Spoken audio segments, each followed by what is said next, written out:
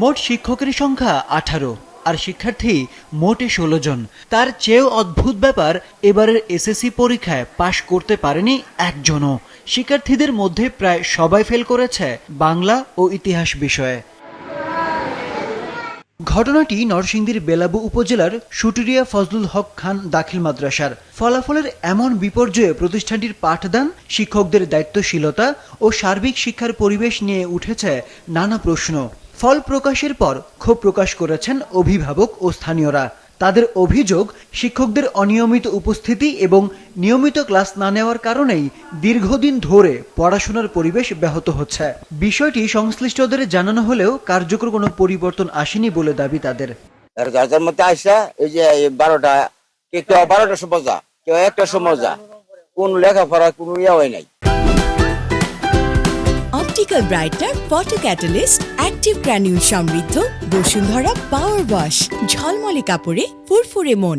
ছাত্রছাত্রী নাই, স্যারেরাও বসে এখানে বসে গল্প করে, আড্ডা মারে, এই করে। পড়াশোনার ব্যবস্থা খুব ভালো না, তারা টিকটক নিয়ে ব্যস্ত থাকে। তবে অভিযোগের সঙ্গে পুরোপুরি একমত নন মাদ্রাসার শিক্ষকেরা। তাদের দাবি, প্রতিষ্ঠানটির অব্যবস্থাপনা ও অস্বাস্থ্যকর পরিবেশের কারণে নিয়মিত পাঠদান ব্যাহত হচ্ছে। পাশাপাশি শিক্ষার্থীদের উপস্থিতিও সন্তোষজনক নয়। আমাদের কোনো দুর্বলতা নাই, হয়তো আমাদের ছাত্ররা একদিন আসে, 3 দিন আসে না, তাদেরকে আমরা বাড়ি থেকে আনি, আইনা লেখাপড়া করাই। এরপরে এই বেশটা আমাদের একটু দুর্বল ছিল। তো বেশিরভাগই আমাদের প্রতিষ্ঠানে মনে করেন কমি হেফজখানা হেগর থেকে আসে, এরা অনুপস্থিত থাকে একটু, কিন্তু পরীক্ষা দেয়। বাড়ি যাই, আনি, কিন্তু বসার জায়গা দিতে পারি না। আমরা নিজেরাও দুঃখিত। আমরা চেষ্টা করব আগামীতে যেন ভালো রেজাল্ট করতে পারি। এদিকে 16 শিক্ষার্থীর সবাই কেন ফেল করলো এর সুনির্দিষ্ট কোনো কারণ জানাতে পারেনি মাদ্রাসা কর্তৃপক্ষ।